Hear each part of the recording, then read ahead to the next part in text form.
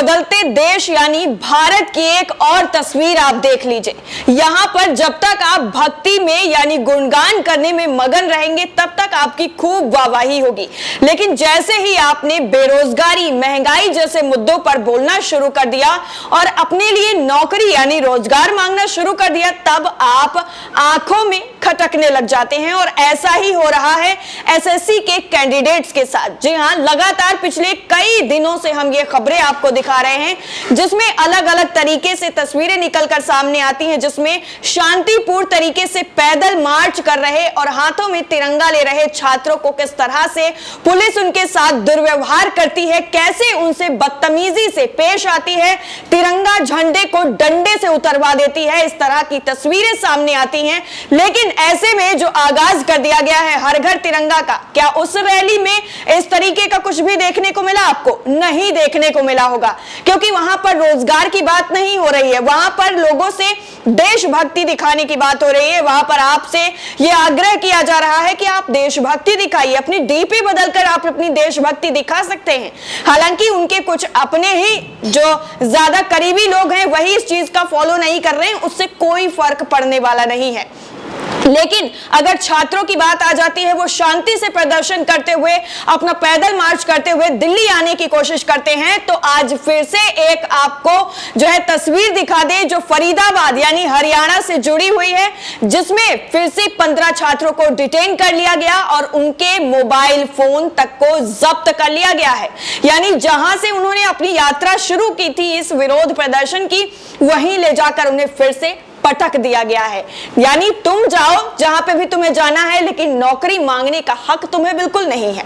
दोस्तों, कर्मचारी चयन आयोग यानी एसएससी की पैरा मिलिट्री फोर्स की भर्ती के लिए 3 साल पहले ही परीक्षा पास कर नियुक्ति की मांग के लिए नागपुर से दिल्ली के लिए पैदल निकले अभ्यर्थियों को जबरदस्ती वापस भेजे जाने की खबरें लगातार सुर्खियां बटोर रही हैं। और आज एक तस्वीर फिर हरियाणा फरीदाबाद से निकलकर सामने आई है, जिसमें पुलिस की जो बर्बरता है वो आप देखेंगे, फिर आपको ये वीडियो भी दिखाएंगे। लेकिन आपको बता दें कि दिल्ली से महज 80 किलोमीटर पहले पलवल में इन अभ्यर्थियों से बदसलूकी के वीडियो सोशल मीडिया पर वायरल हो रहे हैं, ट्रेंड कर रहे हैं।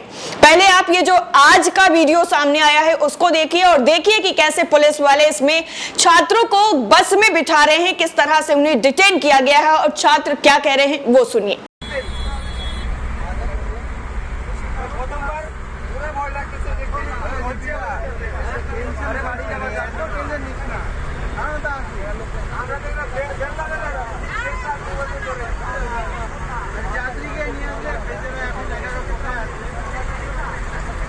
दोस्तों, वीडियो देखा आपने और इस वीडियो को शेयर किया गया है ट्विटर पर। हरीशी राज आनंद हैं, इन्होंने वीडियो को शेयर किया है और लिखा है कि SSC GD 18 being picked up from one place and dropped kilometers away from fellow camp in regular process for these students now। यानी इन लोगों को रेगुलर यानी रोज की तरह ही ये लोग पैदल मार्च जो कर रहे हैं एसएससी जीडी की जो रिक्तियां हैं उनको भरने के लिए, उनको एक बार फिर से अवैध तरीके से डिटेन किया गया और उनको वहां से दूसरे स्थान पर भेज दिया गया। 15 of these candidates have been detained from Faridabad and are illegally being taken to Agra, Mathura.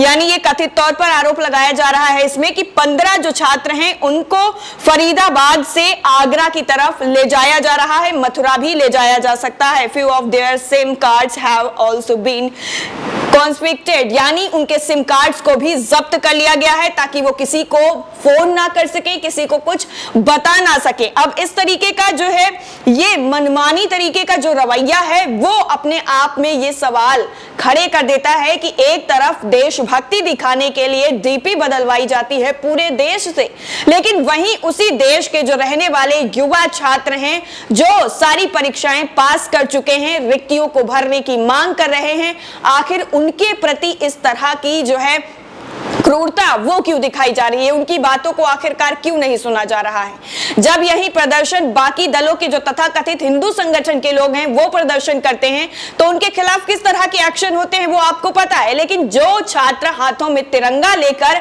अपनी जो है नौकरी की मांग कर रहे हैं, दिल्ली आने की कोशिश कर रहे हैं, 1 महीना से ज्यादा हो गया है और आज तक छात्रों ने दिल्ली का बॉर्डर तक नहीं लांघ पाया है।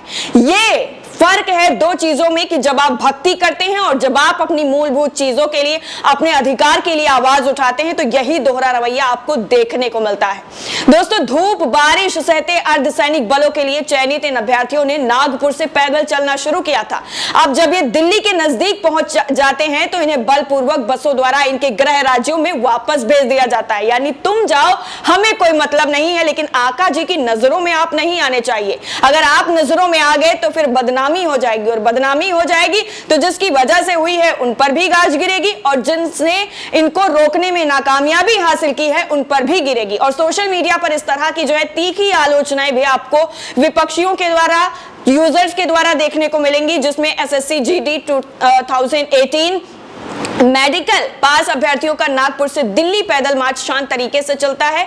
लेकिन मध्य प्रदेश पुलिस के साथ साथ आप फरीदाबाद पुलिस की बात कर लीजिए, हरियाणा पुलिस की बात कर लीजिए, यानी जहां से होकर ये लोग निकलते हैं वहां की पुलिस का रवैया इनके प्रति यही रहता है। जैसे ये अभ्यर्थी उत्तर प्रदेश में प्रवेश करने लगते हैं, इन पर मुसीबतों के पहाड़ टूट जाते हैं। भूखे प्यासे पांव में छाले और हाथ में तिरंगा लिए इन अभ्यर्थियों को गिरफ्तार कर लिया जाता है। इन्हें बसों में बिठाकर पुलिस ने अलग अलग जगहों पर छोड़ दिया। पुलिस का मकसद था कि अभ्यर्थी जब अलग हो जाएंगे तो पैदल मार्च भी नहीं कर पाएंगे। कुछ दिन पहले का वाकया है जो मैं आपको बता रही हूं। अभी फिलहाल जो ये फरीदाबाद में हरकत हुई है, जिसमें 15 छात्रों को डिटेन करके उनको आगरा ले जाया जा सकता है या मथुरा ले जाया जा सकता है, ये किसी एक जो है छात्र के द्वारा ही वीडियो बना लिया गया और बाद में इसको सोशल मीडिया पर वायरल किया गया। दोस्तों, मथुरा में तो पुलिस ने सारी हदें पहले ही पार कर दी है। पहले इन्हें सड़क पर ही धूप में बिठाए रखा, रात को एकाएक फरमान जारी कर दिया कि अब चलना शुरू कर दो। एसएससी जीडी 2018 के मेडिकल पास अभ्यर्थी अंधेरे में सड़क पर चलने के लिए मजबूर हो गए। महिला अभ्यर्थियों ने गुहार लगाई कि सुबह होते ही चले जाएंगे, लेकिन पुलिस ने उनकी बात नहीं मानी। अभ्यर्थियों का कहना था कि वो केंद्रीय गृह मंत्री अमित शाह से मिलकर अपनी बात रखना चाहते हैं। उन्हें केंद्रीय अर्धसैनिक बलों में भर्ती होना है। वो सभी योग्यताओं के मापदंड पार कर चुके हैं। सरकार की लेट लतीफी के चलते अब हमारे पास भर्ती का दूसरा चांस भी नहीं है। इस संघर्ष की कहानी 2018 में शुरू हो चुकी थी, लेकिन आज तक ये अंजाम तक नहीं पहुंच पाई है। लगातार छात्रों को डिटेन करने का जो सिलसिला है वो सारे राज्यों की पुलिस लगातार कर रही है, लेकिन इसमें ना तो केंद्रीय गृह मंत्री हैं वो कुछ बोलते हैं, क्योंकि उनसे मिलने तक की नौबत ही छात्रों की नहीं आ पाती है। लेकिन सोचने वाली बात यह है कि आखिर इतना ज्यादा सोशल मीडिया पर यह मामला हाईलाइट होने के बाद भी क्या सरकार तक अभी तक ये जानकारी ही नहीं पहुंची है कि इतनी ज्यादा संख्या में छात्र जो है वो पैदल मार्च कर रहे हैं सिर्फ और सिर्फ अपनी नौकरी पाने के लिए? क्या ये चीज नहीं पहुंची है? अगर नहीं पहुंची है तो शायद अब पहुंच जाए, क्योंकि रोज ऐसे वीडियो सामने आ रहे हैं। और अगर पहुंच चुकी है तो कृपया करके उन लोगों की दर्द जो है उसको समझने की कोशिश करें और नौकरी जिसकी वो मांग कर रहे हैं, जो उनका हक है, बुनियादी हक है, क्योंकि वो सभी मापदंडों को पार कर चुके हैं, तो कोई गुंजाइश ही नहीं बनती है उनको रिजेक्ट करने की। फिलहाल इस रिपोर्ट को लेकर आपकी राय क्या है, कमेंट सेक्शन में जरूर बताइएगा। जय हिंद।